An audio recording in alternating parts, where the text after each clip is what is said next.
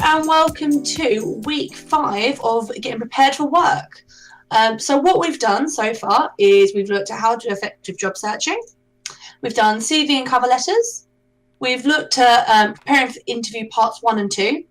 And this week, we're looking at your first job, your rights, reasonable adjustment and the law. And then our final workshop next week, we're going to be looking at some do's and don'ts around your first job, managing your social media, and that's about it. So, hello, I'm Daryl. It's lovely to meet you. So what we're going to cover in today's session is what is a disability discrimination, understanding what impairment means, how disability discrimination can happen, types of discrimination, then we're going to have a little quick break, then we're going to look at types of discrimination continued, we're going to look at some key areas of employment where discrimination can happen, we're going to look at how to raise a complaint, we'll have another little quick break, then we're going to be looking at your mental health at work, and then we're going to sum up, and that's where we're going to end the day. So, before we get started, we are looking at, obviously, your rights in the law, and in particular, we're looking at disability discrimination. Now, a lot of you may not identify as disabled with your cystic fibrosis, and that's absolutely fine. We're sort of looking at the legal definitions of what a disability is, and a lot of you are going to come under that. So it doesn't matter if you personally, outside, like for example, outside of work and in your personal and private life, if you don't identify as disabled, that's absolutely fine. But under the law, and especially when it comes to employment, you will fall under that categorization, and that's not a bad thing. It's how to protect yourself, and actually it's really good that there is this law and that you are protected and you have the reasonable adjustment. It's just a way that to help you make sure that when you enter the workplace that the playing field is even and that you're protected. So just in case if you're put off by, oh, it's all around disabilities and that doesn't include me, or, oh, I don't identify as that, that's absolutely okay. We are purely looking at the legal definition of what a disability is. That said, but with no further ado, we're going to kick off and start looking at what disability discrimination is. Now, today's workshop might be a little dry because we're going to look at some legal terms, but if you got any questions, just give us a shout. So, what is disability discrimination? So this is covered in the Equality Act 2010, and it protects employees from disability-related discrimination, harassment, and victimization. Disability is one of the 9 features known in law as protected characteristics and are covered by the Act. So if you want to know what the 9 are, so these are characteristics. What we mean by that is these are things you can't discriminate against. Okay, so for example, the 9 characteristics are age, disability, gender reassignment, race, religion or belief, sex, sexual orientation, marriage and civil partnerships, pregnancy and maternity. So for example, you can't obviously discriminate against anyone's age when you're employing them. You can't discriminate against someone because of their race or religion or their sexual orientation. So again, and like I said, disability comes under that. But we're mainly going to be looking at, obviously, disability discrimination. So, it is necessary to understand what a disability means under the Equality Act. The main definition is a person is disabled if they have a physical or mental impairment which has a substantial and long-term adverse effect on their ability to carry out normal day-to-day activities. So again, this is the legal definition. This is what it says in the Act. Now, we're going to sort of break this down now and actually understand what some of these terms mean. So, for example, what is a physical or mental impairment? What is an impairment? What does substantial and long-term adverse effect mean? Ability to carry out normal day-to-day activities. So, we're going to just look at some of that jargon. We're going to break that down just so you've got a clear understanding of what exactly that means. So, impairment may be a physical or mental impairment or both. It is not necessary to establish the cause of the impairment, and it does not have to be the result of an illness. it is not always possible or necessary to categorise whether an impairment is either physical or mental, as there may be impairments which are both physical and mental.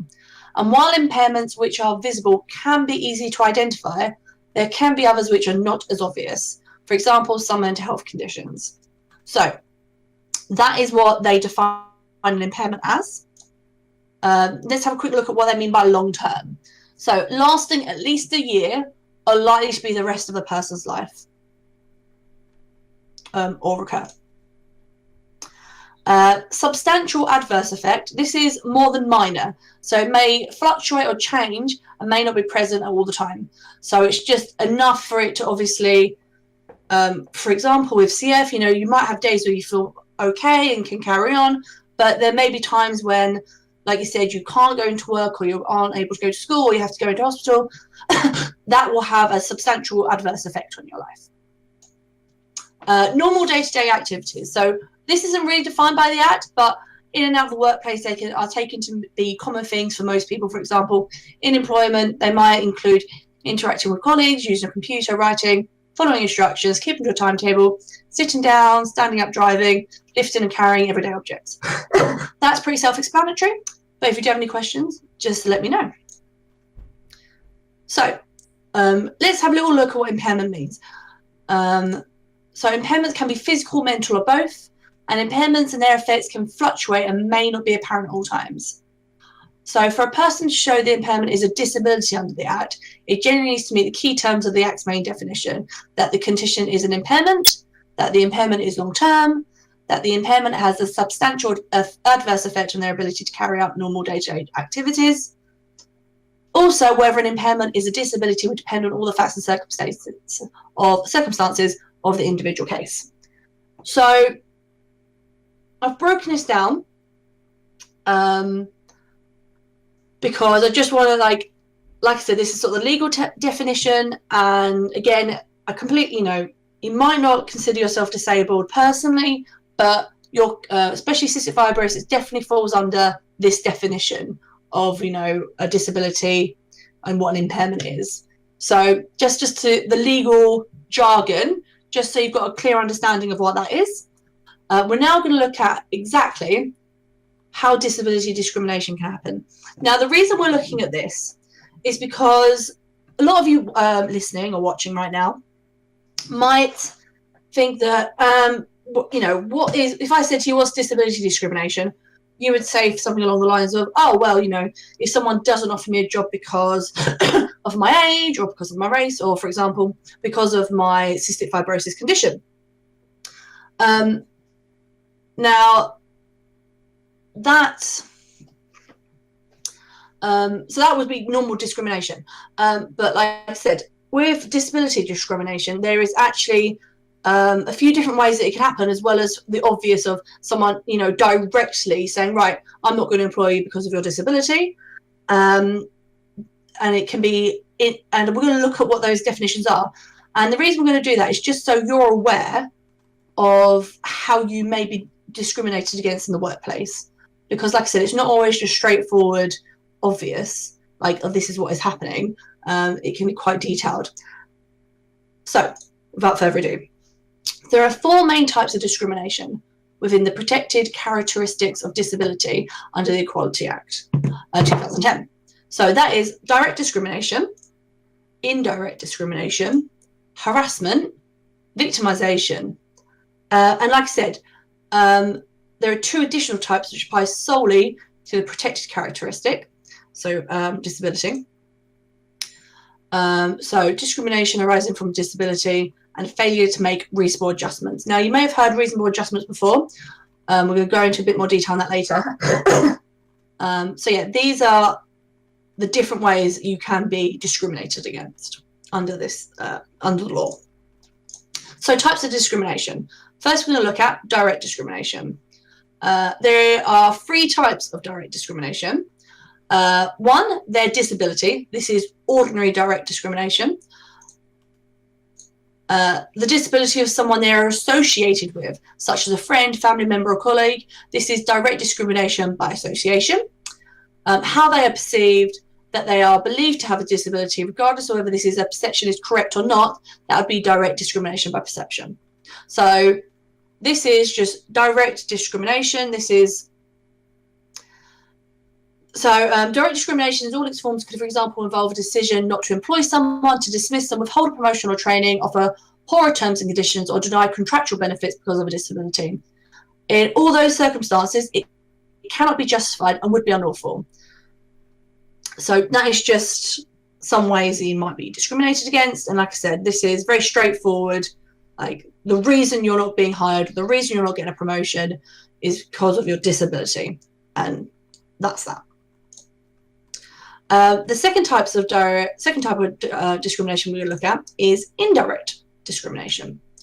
Now, this type of discrimination is usually less obvious than direct discrimination and can often be unintended. In law, it is where a provision, criteria or practice is applied equally to a group of employees / job applicants, but has or will have the effect of putting those who share a certain protected characteristic at a particular disadvantage when compared to others in the group, and the employer is unable to justify it. So we're going to look at an example of indirect discrimination now, just so you can have a working idea of what that means. So Abdul is a sales assistant at a store where it is policy that the sales assistant work the shop floor for a set number of hours a day to be available for customers. However, Abdul has Crohn's disease, and flare-ups can mean he spends less time on the shop floor. He asks his employer to allow him more time for toilet breaks on the days his Crohn's disease flares up, and also to make allowances as it can make him feel very tired. The employer is sympathetic and makes reasonable adjustments so Abdul can spend less time on the shop floor during flare-ups, and a deputy sales manager will cover for him. Had the employer insisted Abdul adhere to the policy on hours, this may have been indirect discrimination, unless it could be justified that the policy has a proportionate means of achieving a legitimate aim. Sticking to the policy may have been okay. But the point is here is that, and again, this is very applicable to having cystic fibrosis, and particularly for young people who may be going into retail jobs. This is something that is really important to be aware of, because, like in that example we just looked at with Abdul, if an employer denies you your right to have more toilet breaks or to have time to get your medication for your cystic fibrosis, that is illegal. So don't be afraid to challenge them on that. They have to make, like I said, reasonable adjustments for your medical condition. And if they try to say, oh, no, we can't do that, don't be afraid to challenge them. The law is on your side. They have to, like I said, make those reasonable adjustments, which we'll look in more detail later on today. So, other types of discrimination. You have harassment. Harassment is defined as unwanted conduct and may be related to a relevant protected characteristic, in this case, disability. It must also have the purpose or effect of violating a person's dignity or creating an intimidating even, hostile, degrading, humiliating, or offensive environment for that individual. This can include bullying, nicknames, threats, intrusive or inappropriate questions, excluding someone, ignoring non-violent meetings or events, etc., or insults. It can be verbal, written, or physical. Also, unwanted jokes and or gossip, which the employee finds offensive, can be harassment, and to say they were banter is no defense. So again, this is another really key one to be aware of, and again, it might, like direct discrimination, might be more obvious to see, but not always. My advice to you, if you ever get harassed in the workplace, is to make detailed notes of what people are saying to you. If they say something to you in the kitchen at a lunch break, and you think, oh, that's a bit off, that's basically bullying, what you should do is always keep notes of what the person has said, who said it, and what time and date it happened. So if you're on your lunch break and someone said something to you derogatory or horrible at lunch, go take it back to your desk, jot down what they said as well as you can, as verbatim as you can. Note down the time, like 1 o'clock on Wednesday, the 18th of April, 2018, and go to your HR or your manager with this. You can do this over a couple of weeks. You can, if it's a one-time thing, you may not want to take it to your manager. But if it's, like I said, continuous, always note it down. And because that's an easier way to build your case, that you've noted what they've said and you've noted what time it happens. Again, if they write anything on email, always save the email. Don't be drawn into an argument or name calling. Always try to rise above it. I know it's easier said than done, but that is my advice. If ever you want to be able to take a case of harassment to HR, to your manager, whoever, make sure you've just written and notified everything. And next up, we're going to look at victimization. So, victimization is when an employee suffers what the law terms a detriment, something that causes damage, harm, or loss because of making an allegation of discrimination and or supporting a complaint of discrimination and or giving evidence related to a complaint about discrimination and or raising a grievance concerning equality or discrimination or doing anything else for the purposes of or in connection with the Equality Act. So this is a little bit confusing. So we'll look at another example of what victimization is, just to hope that it clears it up. So Marie is back at work after her rheumatoid arthritis flare-up, but she needs a course of hydrotherapy at the local hospital to help her improve. Her manager, Seth, though, is being sarcastic and refusing to commit to giving her time off for the treatment. Mary is upset by Seth's attitude and asks a trade union rep for help. He contacts the employer's HR department, which assures him they will sort out the matter. It tells Seth he has to give Marie time off for her hydrotherapy and is important in helping her cope with her condition. Seth gets angrier, thinking Marie has gone behind his back. He books her time off, but from then on, he starts picking on her in front of the other staff, being particularly critical of her work. Also, he cancels only her place on a training course, saying she's not ready for it. Seth's treatment of Marie, singling her out for criticism in front of staff and cancelling only her training because she made an allegation of harassment against him, is likely to be victimization. So, as you can see from this example, what this means is if you try to protect yourself, say, all right, I think I'm being harassed, so I'm going to tell my manager, I'm going to tell HR, and then they almost upped the harassment of you because of this complaint, that is victimization. I hope that's clear. Moving on. So the types of discrimination we'll look at now. So the last four is discrimination that any sort of protected characteristic, like we said at the beginning, age, religion, belief, race, etc., etc., etc. That can be types of discrimination that, that is how you could be direct discrimination, indirect. It's all you're protected from those protected characteristics.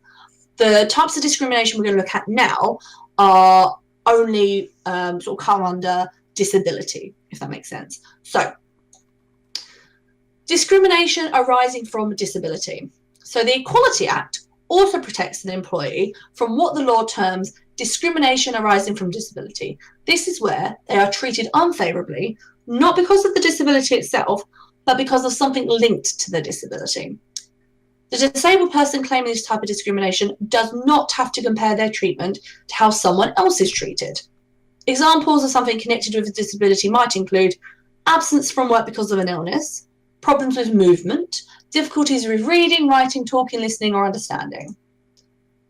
So, examples of discrimination arising from disability might include being treated unfavourably because of their employer, including sickness related to their disability in their absent record, which results in them not getting a bonus. having involuntary jerky bodily movements as a result of cerebral palsy, which results in them being overlooked for promotion because senior managers think their movements would make it difficult for them to be taken seriously in a team leader role. Pardon me. A tendency to make spelling mistakes arising from dyslexia, which results in them being selected for redundancy instead of others in the admin team. So that's that example. And the last thing we're going to look at now is reasonable adjustments. So in the law, it's called failure to make reasonable adjustments. What this means is this is one of the most common types of disability discrimination. So a disabled person is entitled to ask for reasonable adjustments to their job or workplace to accommodate their disability. An adjustment is intended to level the playing field by removing the barrier to the job that is provided by the effect of their impairment, so they're able to undertake their job or duties or apply for a job without being at a disadvantage. So an employer can lawfully treat employees and job applicants who are disabled more favourably than non-disabled employees or applicants through making reasonable adjustments. But employees or applicants who are not disabled are unable to claim discrimination on the grounds they have been treated less favourably because of the reasonable adjustment made for a disabled person, like a colleague or an applicant. So that's what reasonable adjustment means. I hope that's clear. And like I said, the type of discrimination would be failure to make that reasonable adjustment. So if your employer refused to make reasonable adjustments for you, that is a type of discrimination.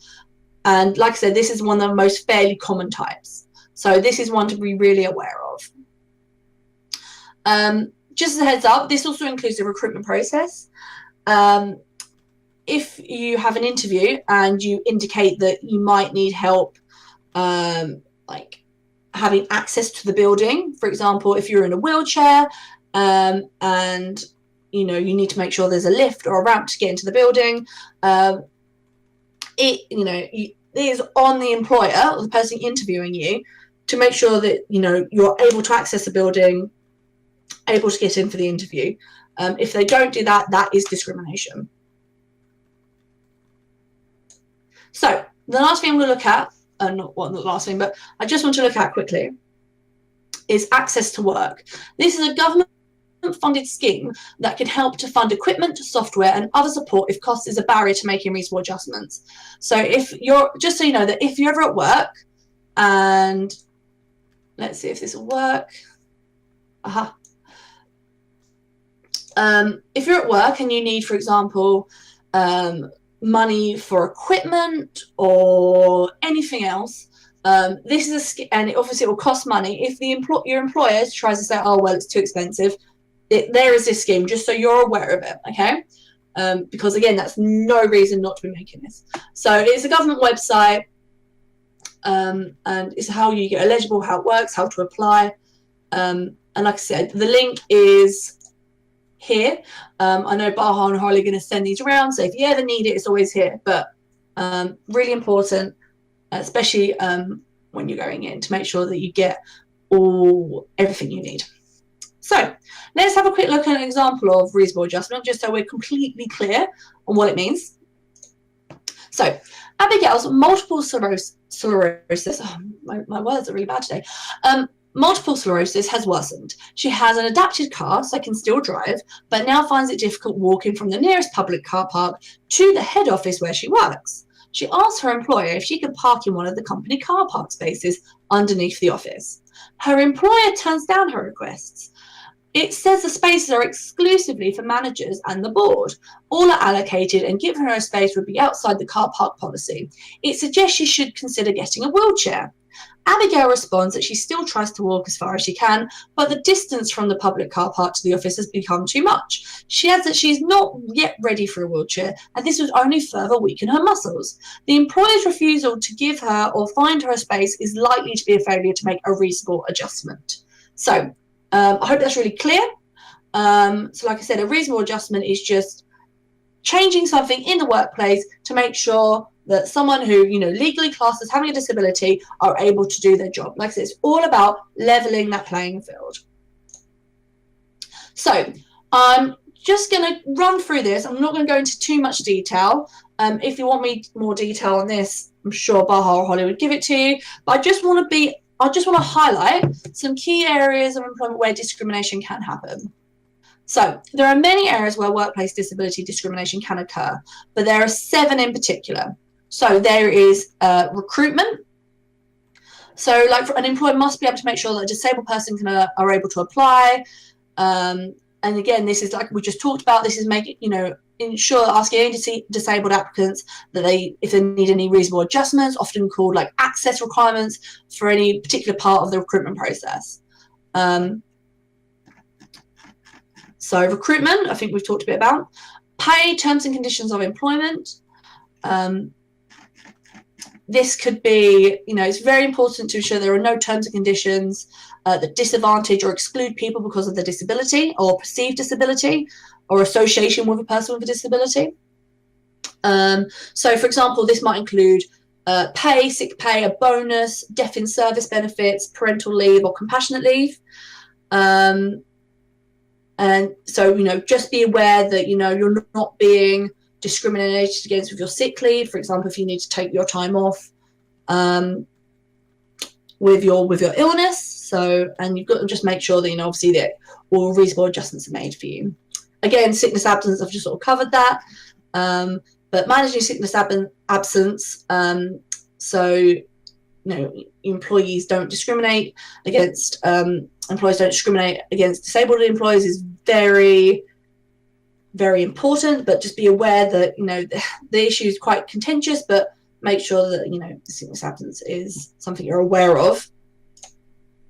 Promotion opportunities, again, you could be discriminated against by not getting a promotion because of a perceived, something linked with your disability. Just be aware of it. And, training opportunities, make sure that you're able to be sent on training and they don't say, oh, well, we can't send you on a training course because we won't be able to cater for your disability. That's nonsense. They've got to cater for you to make sure that you're not passed over or anything like that. When an employee is dismissed, make sure, this is something you pretty not have to worry about for a long time, but in the future, just always be aware that your disability hasn't, or you've not been discriminated against when that happens. Redundancy, very much linked with when you're dismissed. So yes, these are the areas where you're most likely to get where discrimination can happen. Just be aware of them, making sure that you know your rights and know, how discrimination can happen is the be all and end all, because no one else is going to look out for you but you at the end of the day. So, get yourself educated, make sure you're aware of what is happening and what could happen, and you'll be in the best opportunity to make sure that you're looking out for number one, which is, you're very important. So we've gone through all this. We've gone through okay, what is discrimination, where it can happen. So, you've been discriminated against in the workplace. Your managers, you're working in Clark's on a Saturday and your managers denied you being able to take your break when you need to go take the medication. You've had enough. So you've been discriminated against. What is the next step? So you got to raise a complaint. So there are 2 ways a complaint of alleged discrimination can be handled: informally or formally. So some complaints may be dealt with informally, where the employer has a quiet word with those involved to reach a resolution which has the desired effect and to which they can all agree. So, for example, if you're working in Boots and you think one of your colleagues has been a bit rude about you, about your disability, and that's not on, so you can go to your manager and be like, look, David in aisle 7, he's been rude about me. He said this about my disability. I've had enough. Can you have a word? And they can sort it out informally. And, hopefully Dave will stop being horrible. Sorry, Dave. I don't know why you're getting such a raw deal. Or you can go with the formal approach. So you can go through the organisation's formal grievance procedure, and possibly its discrimination procedure too. So all companies will have a grievance policy and a disciplinary policy. So whenever you join somewhere, always read them. Okay. Again, it's not sexy. I know it's not cool, but honestly, knowing what it is, knowing your rights, is super important.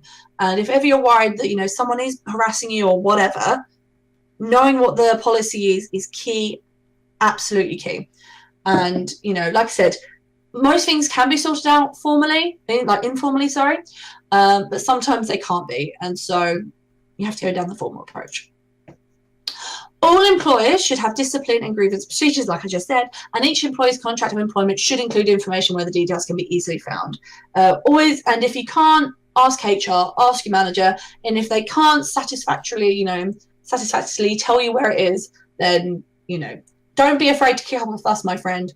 If your HR get defensive, then it's because they're not doing their job good enough. If they can't go, this is where all our policies are, then they're rubbish, is my general, and I say this as a HR practitioner. Okay, so that is really, really heavy stuff we've just gone through. Again, we've looked at what discrimination is, the legal definition of what a disability is, how you can be discriminated against. We've looked at reasonable adjustments and what that means, and that's really, really important going forth in any job that you have. And one thing I will say is, never be afraid to ask for this stuff. Okay, I'm very dyslexic, as you'll probably know from my various spelling mistakes along the way. But so when I go into a job, I always ask for whether it's screens to help me or just a bit more time to double check documents. It's really important because it just levels that playing field. You don't want to put yourself at a disadvantage. If you need a flexible working, don't be afraid to ask for that. Okay, this law is here to protect you, to make sure that you're able to do your best, and there is no shame in using that. Looking after your mental health while at work. So, if you just had a blood flare-up, you may need to take some time for your mental health as well. So, if you're taking sick days for your mental health is just as important as taking days for your physical health. Make sure that you allow yourself that recovery time, not just physically, but also mentally. Flare-ups can be really draining. Having to, getting better can take a lot out of you, not just physically, but also mentally. And this is me giving you permission to look after yourself. It is so easy to punish yourself and feel guilty for taking sick days for your mental health because it's oh, it's not physical, I should just be able to get over it. But ignore that little voice in your head that's saying that. It's lying to you. It's absolutely 110% okay to make sure you take the time to make sure that you're okay mentally as well as physically. So, we can all take steps to improve our own mental health and build up our resilience. Self-care is super, super important. I don't know if you've heard of this term before. If you haven't, self-care is just about doing little things to take care of your mental health. So we're going to look at 10 evidence-based ways to improve your mental health. Some of this could be sort of classed sort of little bits of self-care. For example, self-care could be something like reading your favourite book, watching your favourite film, going for a walk, going for talking to friends, anything like that. So we're going to look at 10 evidence-based ways to improve your mental health, to make sure that you're looking after you. So there's bound to be, on the 10 things that we're about to look at, there are going to be there's going to be one or two that you can do well. These can be your assets, your go-to methods for working on your well-being. Okay. So if you look at looking for one or two that you might find hard, these can be your challenges. It may be that these are areas or ones that you neglect under stress. For example, isolating yourself or comfort eating.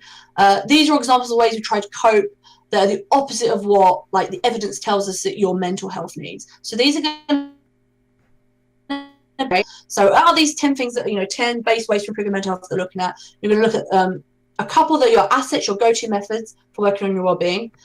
Find one or two hard ones that can be your challenges to make sure that to try and challenge yourself. And finally, look at one or two areas that feel you could work on or try. These can be your goals. Okay, your goals and challenges. It's sometimes kinder to yourself to have some goals more easily. Okay. Hello. Oh, hello. Hi. Hello. Sorry. I was just gonna say, from the point at which you started reading about assets, your mic's been kind of cutting out a bit. Oh no. Oh no. Yeah, I mean, it should be fine. I mean, do you want to read? Once, but then it kind of happened a couple more times. So I'm a bit worried it might happen. Right, I'm gonna swap headphones, and shall I just redo this page?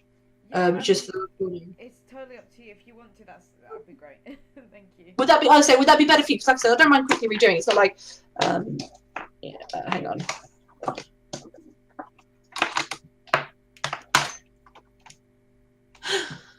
Hello, is that clearer? Yeah, that's much better. Okay, we'll just start that one again. Your lovely whizzes of the editors can just cut that out. And we'll just start again. Okay, cool. We can all take steps to improve our own mental health and build our resilience, our ability to cope with adversity. And self-care is a skill that needs to be practiced, okay? So it's not easy, especially if we're feeling anxious or depressed or like low self-esteem. So like I said, what we mean by self-care, it means it's doing stuff that helps you, whether it's reading your favorite book, going for a walk, doing stuff that is a positive to your physical and mental well-being. Okay, so we're going to try looking at through like 10 evidence-based ways to improve your mental health. Now, there's bound to be one or two that you can do well. These can be your assets, so your go-to methods for working on your well-being, okay? And then we're going to look at one or two, you're going to look at one or two that you find hard, okay? These can be your challenges. It may be that these areas are the ones that you neglect under stress. For example, you might isolate yourself, you might comfort eat. So these are all like ways we try and cope if we're having a bad day, but actually they're the opposite of what like the evidence tells us that works for our mental health. Who hasn't, when they've had a bad day, absolutely scoffed like a massive cake or a donut? Or if you're having a bad day, just gone off in a grump and be like, ugh, I need to be alone. Again, easily done, and you feel like it's, but they don't actually help towards your mental health.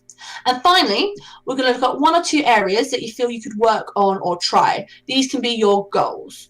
Okay, so your goals and challenges can be the same, but it's sometimes kinder to yourself to have some goals that you can meet more easily. Okay. So again, these are just sort of 10 examples we're going to look at. They're not an exhaustive list. You might have something that works better for you. There's lots of things out there. This is just a some little tips for you to help you if you're having a bad day. Okay, bad mental health day. We all have them, and like I said, okay, right. First of all, let's talk about your feelings. Talking about your feelings can help you maintain your mental health and deal with times when you feel troubled. Talking about your feelings isn't a sign of weakness. It's part of taking charge of your well-being and doing what you can to stay healthy. Okay, it can be hard to talk about your feelings. Gosh, do I know that. It's, who wants to talk about your feelings? It's much easier to eat that cake. But if you have someone to talk to, whether it's a colleague, a friend, or a family member, or even a manager if you're in work, it can really help. Okay, absolutely, talk about your feelings is really important. Identify someone you feel comfortable with and who will be supportive. You may want to think about what you want to disclose, who to and when's a good time and place to do that. Definitely keep that in mind, especially if you're disclosing to a colleague or a manager. Again, really think that through. You don't want to blurt out every single thing, maybe. You might want to keep some stuff to yourself, and that's okay. Even with friends or family, again, think about the place, the time, and what you want to disclose. Just be wary. Maybe not worry, but just be aware. If you are open, especially if you talk about in the work context, if you're open about how you feel at work, especially if you are a leader, it might encourage others to do the same. So then this is something to think about way in the future. But again, that sort of talking about your feelings is super important, because even if you're not a leader, I know mental health is still quite taboo. People still, aren't comfortable talking about with how they're feeling, or if they're struggling with mental health. And actually, you can lead by example. If you try to be more open, you might inspire others around you to talk about their problems. So last thing about talking about your feelings, if you don't feel able to talk about feelings at work, and that's fine, that's okay. Make sure there is someone you can discuss work pressures with. Like I said, whether it's partners, family, or friends, there can all be a sounding board. So just keep that in mind. Always make sure you've got someone and you're sort of talking about how you're feeling. You'll be amazed at what a difference that can make. So next up, we're going to look at keep active. So regular exercise can boost your self-esteem and can help you concentrate, sleep, look, and feel better. Exercise doesn't just mean doing a sport or going to the gym. Experts say that most people should do about 30 minutes exercise at least 5 days a week. So try to make physical activity that you enjoy part of your day. You may have a physical job like, for example, if you want to go into like construction or teaching, or being a nurse, something like that. It's quite physical. You'll notice if you are off sick because of injury or physical illness, how quickly your mood starts to be affected by the change in activity level. So keep that in mind. If you go to work that sort of goes for working in retail as well. For example, if you're working on your feet all day, or if you're a waitress or in a bar, that is all quite physical work. So keep that in mind. If you're just going to work in an office, it can make a huge difference to get out and go for a walk, or do an exercise class at lunchtime, or to build an exercise before or after work to ease you into the day, or create a space between work time and personal time. So that's just little tips to keep in mind just throughout your life. Just like I said, it doesn't have to be extensive, it doesn't have to be hardcore, but whether it's going for a walk, if you're walking from a train station to work, or go for a walk on your lunchtime, it doesn't have to be intense, it doesn't have to be too strenuous, but just make sure that you're getting a bit of activity, a bit of exercise in there. You'll be amazed at the impact this can have on your mental health, like getting the endorphins flowing, etc. Super important. So next up, eat well. What we eat can affect how we feel both immediately and in the longer term. A diet that is good for your physical health is also good for your mental health. It can be hard to keep up a healthy pattern of eating at work. Regular meals plus plenty of water are ideal. But try and plan for meal times at work. Bringing food from home and choosing healthy options when buying lunch. So especially again with retail work, sometimes you only get half an hour for your lunch. You might not have time to go somewhere and get something healthy. So just prepare it the night before. It's so easy to do this, like meal. Oh, hello. Hello. Oh, yes. Hi. No, I was just gonna. Sorry, I was gonna just interject and just say something quickly about like the eating well aspect. Please do. Yeah, no, it's just quite important to kind of consider that people with CF need a much higher calorie diet than people without CF. Yeah. And this could come under the kind of if a reasonable adjustment. So if your workplace is informed that an employee might have has CF and therefore needs a certain amount of calories, therefore they need to bring extra lunch, and therefore they need to take extra breaks so they can eat their lunch, or maybe even if they made sure that it was okay for them to eat and snack while they're at their desk or wherever they may be. Amazing. These are examples of reasonable adjustments that your employer can make for you to ensure that you actually can get the calories that you need in the day. And if they don't make those reasonable adjustments, then that could be considered discrimination. So just wanted to quickly add that little bit in. No, thank you so much for saying that, Baha. For example, this is going to be very as Baha said, making the reasonable adjustments. If you need to have snacks to keep up your eat more calories, especially in retail for young workers, because you sometimes have very set breaks, and they very much stick to the legal minimum. So for example, it's right, well, you have to be on the shop floor between 10 and 2. You get your half-hour lunch break at 2 o'clock to 2:30, then you're back on the shop floor till 5. Like Baha was saying, if you need to make sure you got extra breaks and more time for your work, bring that up with your employer. Make sure that you're allowed to have a 10-minute break to have your snacks, or to have your break. Absolutely, that is so important. And again, in retail, they might try and say, oh no, well, this is what you've got to stick to. Push it. Don't be afraid to push it and say, no, you have got to make this reasonable adjustment for me. And don't be afraid to do that. So no, absolutely fantastic point about her. So what I was like I said, make sure you can your meal prepping and bringing in food to lunch, and then you're not necessarily going for McDonald's every day, because while McDonald's may be delicious, eating it every day is not going to be good for you. So another little thing is try and get away from your desk when you eat. Again, this is sort of looking long term, like when you're in your office jobs, you're going to find the culture is sometimes you have to work through your lunchtime. Don't fall prey to that. It's so easily done to sit and eat at your desk. But try and get, with a work friend, go out for your lunch, go in the summer, the weather is beautiful. Try, go find a nice green area, you can sit and eat your lunch together.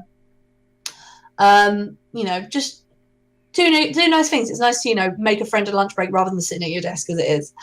For busy times or times when you're feeling low or stressed, try reducing or giving up caffeine and like refined sugar. Make sure there is like a ready supply of like fruit and vegetables and snacks like nuts or like trail mixes. They provide like ready nutrients. So that's just again, like I said, it's a refined sugar and caffeine can have a real detriment to if you're feeling stressed. So that's sort of pretty much it on eating, like eat sensibly. Got any other questions? Let us know. So next up, we're going to look at, so this isn't necessarily going to be really applicable because you're all underage. There might be some of you, oh, sorry. Oh, wait, there we go. So like I said, this, drink sensibly. Now, again, this probably won't apply to many of you because you're, hopefully underage and, sensible, and obviously would never drink underage. But for future note, for when you are 18, it's all legal. People often will drink alcohol if they're feeling stressed or if they're having a bad day. So just be aware that, if you're having a bad time, try and cut down your alcohol intake because it can really feed into your mental health and, not feel better. Now, I bring this up because most people aren't going to be drinking at work. But most of us recognise the pattern of drinking at weekends or in the evening when work is going hard. So just be aware in the future when you're legal and you might be drinking if you're aware that you're having a bad mental health time, make sure that you don't start drinking more. Make sure you're cutting it out. Drink more, water, soft drinks, whatever. It can be very, very difficult if you're having a low mental health time, okay?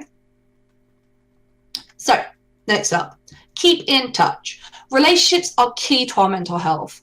Working in a supportive team is hugely important for our mental health at work. We don't always have a choice about who we work with, and if we don't get on with managers, colleagues, clients, it can create tension. It may be that you need to practice more self-care at these times, but you may also need to address difficulties. There are more tips for my general tips of this is just reach out to a friend. So, like I said, and in specifically talking about this, so keeping in touch is letting your work know what is going on. Okay? If you're having a tough time, okay? So other sort of advice about keeping in touch is, especially in the workplace, if you can find a mentor or like a small group of trusted colleagues with who you can discuss your feelings about work, and sense check you and help you through particular challenges, that can be really, really helpful. And like I said, but the main thing is when you're having a bad mental health time is just to try and make sure you maintain your friendships and family relationships even when work is crazy. Work-life balance is so important, and it's so easy, especially later in life, to let work take over your life, and like I said, that work-life balance can really fall out of whack. So my main advice is make sure you keep your relationships. When you're having a bad time, just to get in touch with people, let them know that it's hard, and just always sense, how you're feeling. Now, asking for help. None of us are superhuman. We all get tired. We all get overwhelmed, especially when things don't go to plan. your employer may have an employee assistance program. So I'm going to sort of touch on this a bit later as well. What this is, this could be that could be counselling services, for example. So these services are confidential and can be accessed for free and without work finding out. You may also be able to get access to occupational health support through, like, you know, your HR or whatever. So not all companies might offer this, but most do. So it's just it's a good free way to get help if you need it. But the first port of call in the health service is your GP. Over a third of visits to GPs are about mental health. Your GP may suggest ways that you or your family can get help, or they may refer to you to a specialist or another part of the health service. But your GP will be able to refer you to a counsellor. And like I said, there is no shame in asking for help. If you're having a hard time, it can seem really daunting and really scary, but just reach out and get some help. Take a break, okay? A change of scene or a change of pace is good for your mental health. It could be a 5-minute pause from when you're doing, from what you're doing, like reading a book or listening to a podcast, or a half hour, you know, or a weekend exploring somewhere new. A few minutes can be enough to de-stress you. Give yourself your me time. It's so important that you just give yourself these little breaks. If your employer offers mental health days, discretionary leave to look after your well-being, take these and make sure you use them well. It can be hard to take holidays and time off from work. When we're stressed, it can seem even harder to take breaks we're entitled to, especially this is when we need them most. Try and plan periods of leave for the year so that you always have a break to look forward to. Super important. Make sure you've got exciting things to look forward to. When you are on leave or at home, resist the temptation to check in with work. If you find that you can't break away, maybe a sign that you should be, sort of re-examining your workload and to manage your stress. Sleep is essential to your mental health. Listen to your body. Without a good sleep, our mental health suffers and our concentration just goes downhill. So take that break, rest up, make sure you're good to go. Okay, do something you're good at. What do you love doing? What activities can you lose yourself in? What did you love doing in the past? Enjoying yourself can help beat stress. Doing an activity you enjoy probably means you're good at it, and achieving something boosts your self-esteem. So concentrating on a hobby like gardening or doing crosswords can help you forget your worries for a while and can change your mood. It's okay to be good at your job, but when you feel stressed, it can be easy to forget your talents or fall foul of imposter syndrome. This is where you feel like a fraud and you don't deserve your success. You'll be amazed at how many people get this imposter syndrome, and it can strike from nowhere. Oh my gosh, how did I get here?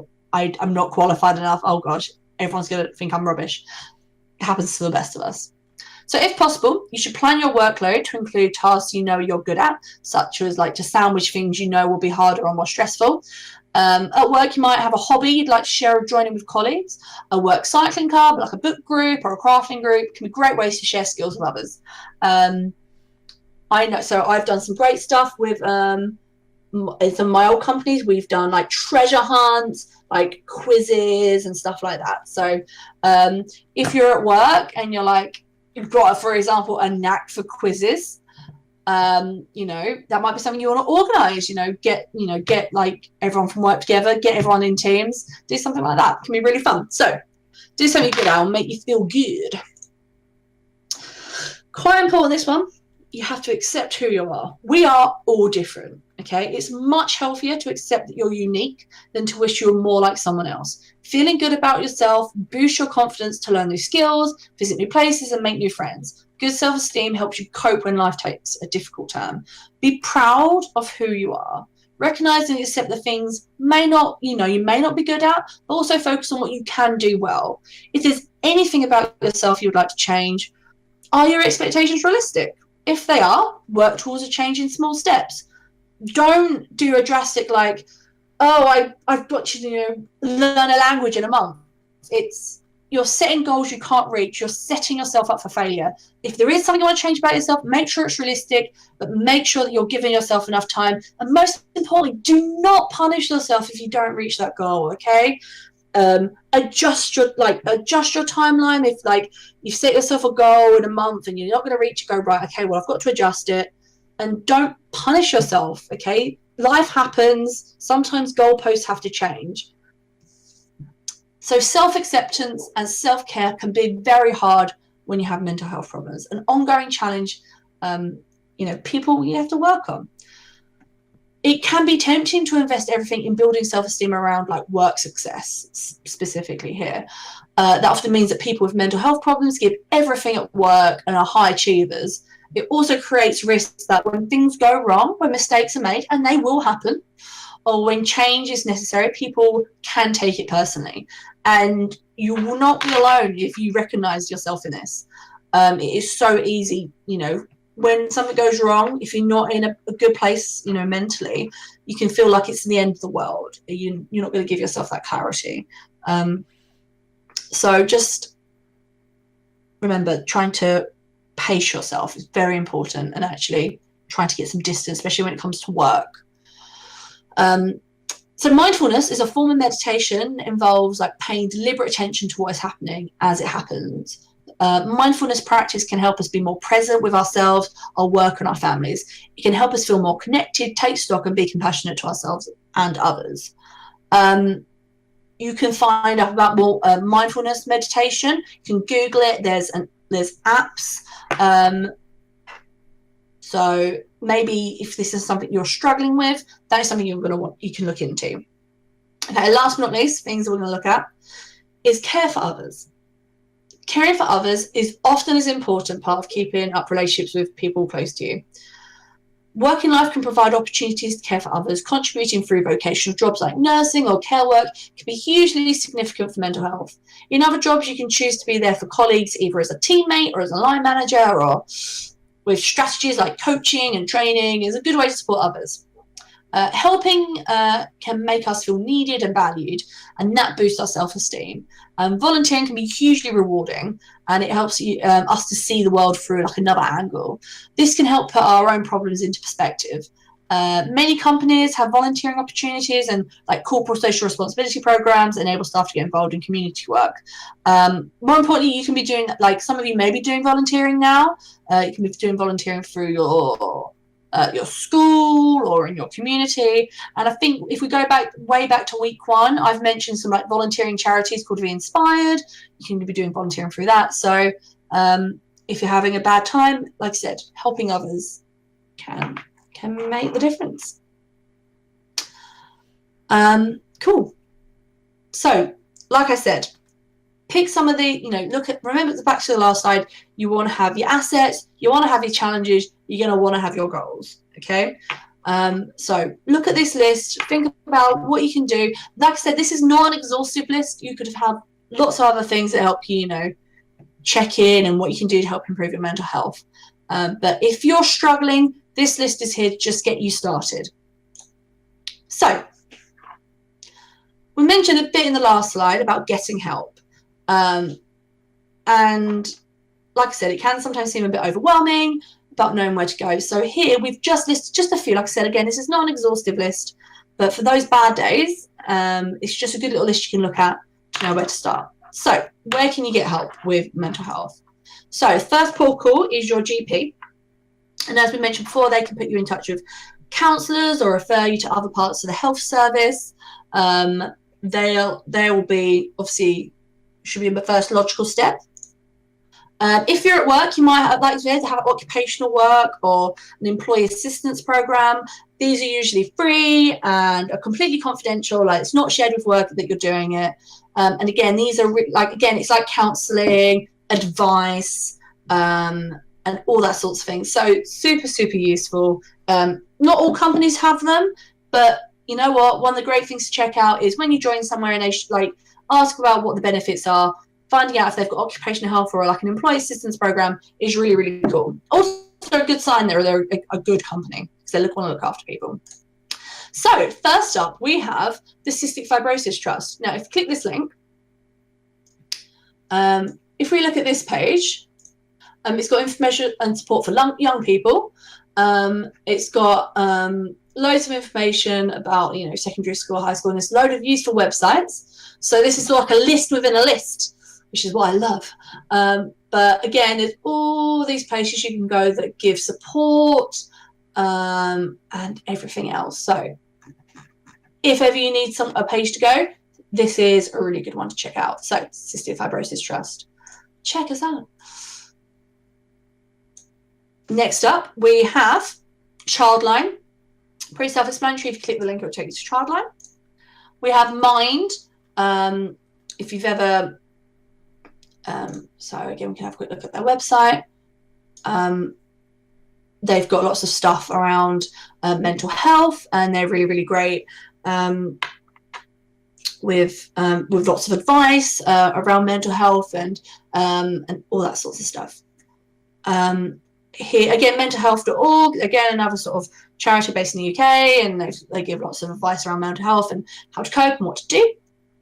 And then we've got Blurt Foundation, which is another charity that deals solely with mental health, and they do some really great work. So feel free to check these out.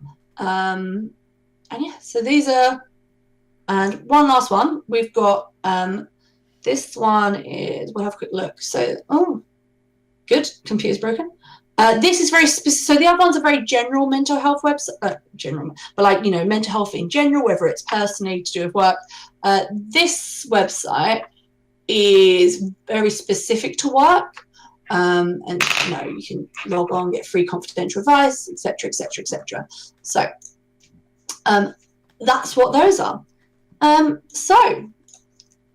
Ladies and gentlemen, we are at the end of today's session.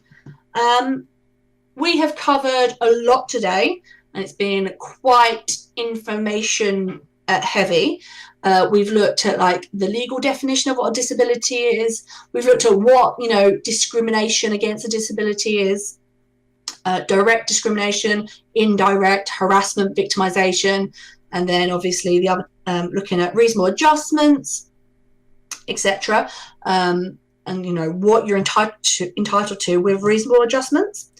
We've also looked at how to make a claim, where discrimination might happen at work, and then we've looked at mental health in the workplace, and you know, sort of just building up some little useful tips for when we're having bad, like when the bad days come, just, you know, how we can try and manage our mental health. More importantly, knowing that it's okay to take time off for your mental health and make sure that you're okay, especially if you've had a bad flare-up or anything like that. I hope you've enjoyed today's session. If you have any questions, let Baha or Holly know.